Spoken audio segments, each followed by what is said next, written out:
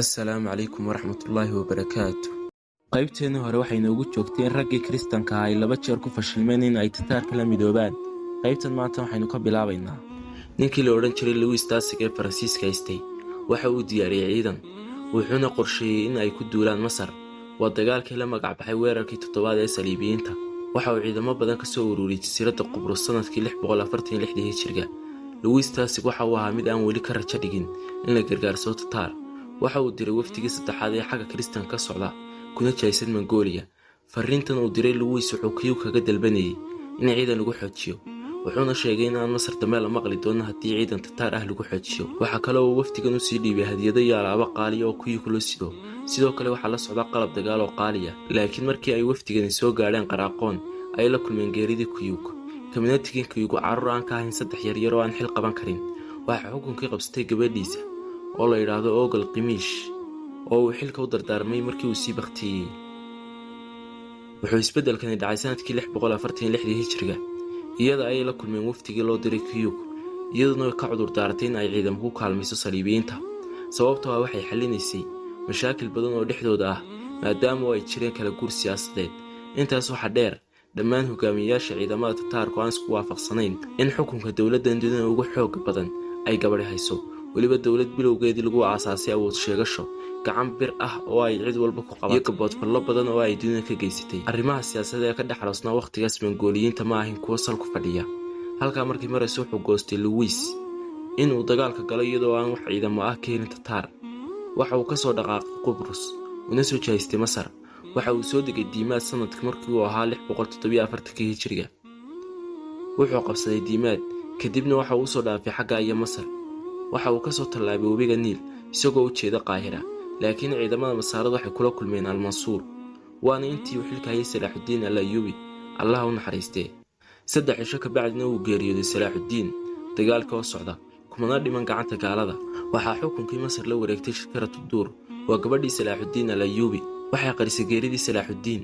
waxay dirtay Tawraa Shaah wuxuu ka mid ahaa hogaamiyayaasha Turkida. sidoo kale Shirkatu-Duur waxay la xidhiidhay hogaamiyayaasha kale ah Diin Aqday iyo Hurkunudiin Baybaras. waxay u doortay nimankan si ay u hogaamiyaan una maamulaan dagaalka Mansuur ka dhacay ee la gelayo Saliibiyiinta. way guuleysteen muslimiintu. kadib waxaa Masar soo gaadhay Tawraa Shaah. xukunkii ayuu la wareegay. mar labaad ayuu kaga guuleystay Saliibiyiinta meesha la yiraahdo Faskoor. waxa dagaalkan laftiisa lagu qabtay Louis sanadkii 648 hijriga. intaa kadib waxaa la dilay Tawraa Shaah. waxaa xukunkii la wareegtay mar labaad Shirkatu-Duur. laakiin ra'yiga dadweynaha ayaa aqbali kari waayay in dawladda Masar ay gabadh xukunto. waxay guursatay mid ka mid ah hogaamiyayaasha mamaaligta oo la odhan jiray Ciisadiin Aybak. isaga ayaa suldaan ka noqday dalkii Masar. sidaas ayay mamaaligtu u soo galeen xukunka Masar. dib ayaynu ka sheegaynaa waxay ahaayeen mamaaligtu iyo meesha ay ka yimaadeen markoodii hore. dhanka kale Saliibiyiinta waxaa ku sii kordhay colaad iyo nacayb ay muslimiinta u hayaan. waxayna Tataarku uga baahdeen ciidamo ka caawiya la dagaalanka muslimiinta. haddaan dib u yara milicsano xaaladda Tataarka weli ma hagaagin. way diideen madaxda ciidamadii Tataarku gabadhii Kiyuw in ay u aqoonsadaan madaxweyne ama boqorad. waxaa la isugu yeedhay golihii wasiirada iyo la taliyayaasha madaxweynaha ee rasmiga ahaa. waxaa dhacay kulan loogu magac daray Bilqoor-Liitay sanadkii 649 hijriga. waxaa la go'aansaday in madaxweyne cusub la doorto. waxaana halkaa lagu doortay nin la yidhaahdo Manako Khan si uu u noqdo madaxweynaha cusub ee Tataar. doorashada Manako Khan waxay keentay isbeddel weyn oo dhinaca siyaasadda ah. isbeddel saameyn ku yeeshay meelihii ku dhowaa Tataarka. waxay siyaasaddani ahayd siyaasad dhulballaadhsi ah una eg siyaasaddii Genghis Khan aasaasihii koowaad ee dawladdan. siyaasad mar labaad u eg siyaasaddii Oktay oo isna furtay Yurub waqtigiisii. Manako Khan waxa uu bilaabay inuu kuna fakaro sidii loo qabsan lahaa khilaafada Cabbaasiyiinta iyo wixii ka dambeeyay dhulka muslimiinta ka hadhay. laakiin dadka sidan loogu fakaraya warba ma hayaan oo iyagii ayaa isku mashquulsan sidii uu dhintay Salaaxudiin halka ay Tataarkiina taagan yihiin albaabka khilaafada Cabbaasiyiinta. markii uu xukunkii la wareegay Manako Khan hamigiisa ugu weyn waxa uu ahaa riditaanka dawladda Cabbaasiyiinta iyo qabsashada Ciraaq, Shaam iyo Masar. sidoo kale Manako Khan waxa uu ahaa hogaamiye awood iyo go'aan leh. laakiin waxaa jiray 3 nin oo ay walaal ahaayeen mid walbana uu wakiishay maamulidda gobollo u gaara. ninka ugu yar waxa uu ahaa Hoolaaka oo loo wakiishay Faris iyo duminta Ciraaq. Hoolaaka waxa uu ahaa hogaamiyayaashii Tataarka ee ugu dhiigii cabsanaa. waa nin aan lagu ogeyn in yar oo diirnax ah. waa nin ay ujeedadiisu tahay daadinta dhiigga dadka. waaba sidii Genghis Khan Ilaahay naxariistaa ka fogeeyay labadoodaba. Holaku wuxuu ku jira dadka ugu taariikhda xun ee dunida soo maray intii dhulka la saarnaa. Waxaa la amray inuu maamulo gobollada Faris iyo waxa ku hareeraysan. Waxaa ku muuqanaysa shaqadiisa ugu weyn in ay tahay duulaanka dhulka muslimka. dhiiggu ugu badnaa uu daadiyeyna wuxuu ahaa dhiig muslim. Dhammaan dadkii dunida ku noolaa waqtiga ayuu argagax ku riday, muslimiinta uguba badnaatee. sidoo kale wuxuu qabay gabadh aad u naxariis daran, cadho iyo cuqdad meel ay ka timi aan la aqoon ayay muslimiinta u haysay. waxay ahayd reer Mongolia, waxaa magaceeda lagu sheegay Daqsi Khatun. waxay ahayd gabadh awood badan, fulinteeduna ay markaaba hirgasho, lagana wada yaqaanay arrinteeda Mogool oo dhan. waxaa intaasu dheereed waxay qaadatay diinta Nasaarada, diintaas oo ay aad ugu dhegsanayd, nacayb aad u badanna way u qabtay muslimiinta. si ay cadhadooda ugu wada shubaan muslimka dushiisa ay u midoobeen Holaku iyo Daqsi. hadafkooda wuxuu ku caddaa maskaxda Holaku, waxayna ahayd in uu dhulka la simo khilaafada Cabbaasiyiinta, kadibna uu u dhaafo wixii kale ee muslimiin sheegta. muddadaas Holaku loo igmaday inuu gobollada Faris hogaamiyo. wuxuu u diyaargaroway duulaan ka dhan ah Baqdaad. wuxuu ahaa diyaargarowgiis mid lama filaan ku noqon kara muslimiinta. xataa hadday u diyaargaroobaan iskamay waabiyeen, sababtoo ah xaalka muslimiintu aad buu u liitay. sidaynu hore usoo sheegnay, adduunyadan aynu joogno waxa ay guushu raacdaa hadba ka u diyaargarooba dagaal, gaal iyo muslimka uu doono ha ahaadee. sidaa darteed Holaku wuxuu doortay nolosha adduunyo, una diyaargaroobay diyaargarow aad u fiican. markaa wuxuu helay nasiibkiisii uu adduunyada ku lahaa, isagoo aan waxba laga dhimin. muxuu sameeyey Holaku si uu u rido khilaafada Cabbaasiyiinta? gacmaha iyo maskaxda ayuu hawlgeliyey, kana shaqaysiiyey sanadkii 649 hijriga. si xamaasad ka buuxda ayuu u bilaabay hawlgalladiisa ku wajahnaa Baqdaad. intaa waxaa u dheer dulqaad, deganaan iyo digtooni uu ku jiro. tallaabo kasta intaanu qaadin ayuu kasii baaraan degay. sidoo kale wuxuu jacayl aad u badan u hayay duminta khilaafada, waxaana u hilaacisay khasnadaheedii. intaasoo la isku daray waxaad ku dartaa badnida ciidamadiisa, khibradda dagaal ee aadka u sarraysa ee uu lahaa.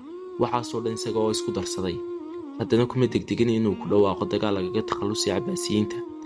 wuu iska diyaargaroobay ilaa ay qaadatay muddo 5 sano ah, waa 649 hijriga ilaa 654 hijriga, isagoo intaasoo dhan jimicsi iyo tababar ku jiray si uu u noqdo mid gaashaaman oo aan waxba ka dhinnayn markuu duulaan damco.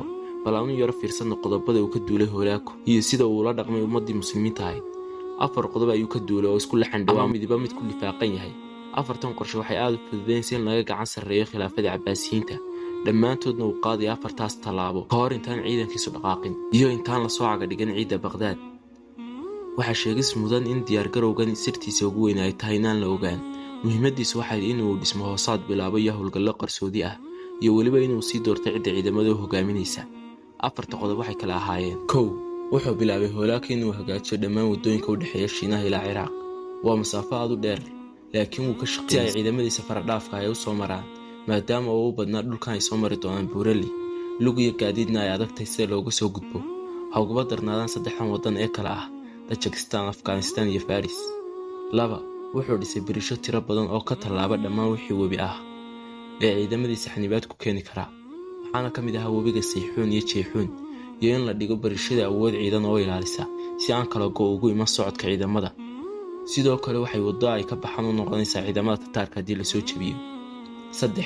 wuxuu diyaariyey Holaku koox aad u awood badan oo qaata dhammaan qalabka wax lagu go'doomiyo, iyagoo ka soo qaaday Shiinaha ilaa Ciraaq. 4. wuxuu amray Holaku in gacan bir ah lagu qabto magaalo kasta oo la jaar ah wadooyinka ay marayaan, si aan jidkooyo iyo gaadmo midna loogu samayn.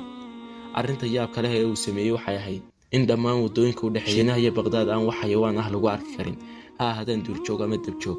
sababta uu sidaas u yeelayna waxay ahayd in aanay dhulka iyo daaqa xaalufin ee geedaha iyo midhuhu ay iska dulbaxaan, isla markaana ay cunto ahaan ugu fidnaato ciidamadiisa faraha badan iyo fardaha ay fuushan yihiin ee dagaalka. haddii uu isiraahdo u qaad cunto fardahan uu watana, culayskeeda iyo meel ay ku kala raraan baana helayn. farduuna sidoodaba cunto lama hayo kama yeelayaan, sidii gaadhi shidaal goostay bay isqutuminayaan.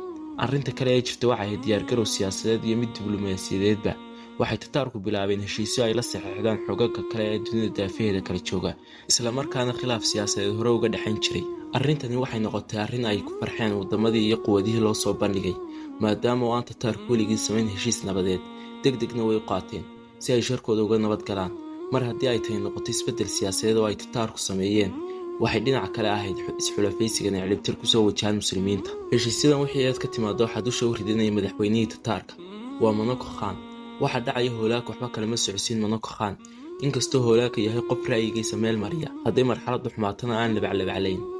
dhanka kale Manako Khan wuxuu ka ogolaaday qoladii Nasaaradu wafdiga ay soo direen 651 hijriga. warqaddii uu soo diray Louis Tassig iyo dalabkiisa ah in aanu weli ka quusan in ay gacan ka siiyaan dagaalka ay Masar ku qaadayaan, iyadoo dabcan nacayb iyo cadho kasii qaaday jabkii ay kala kulmeen Al-Mansuur sanadkii 648 hijriga. Kooxdan uu soo diray Baabaagu waxa wata wadaad Kristan ah oo magaciisa lagu sheegay William Robrok. Waxa uu soo hor fadhiistay Monaco Khan. Wadahadaladii ayaa bilaabmay ahaa iskacansiinta, laakiin wax badanba may qaadan intii ay qalinka ku wada duugeen heshiiskaas.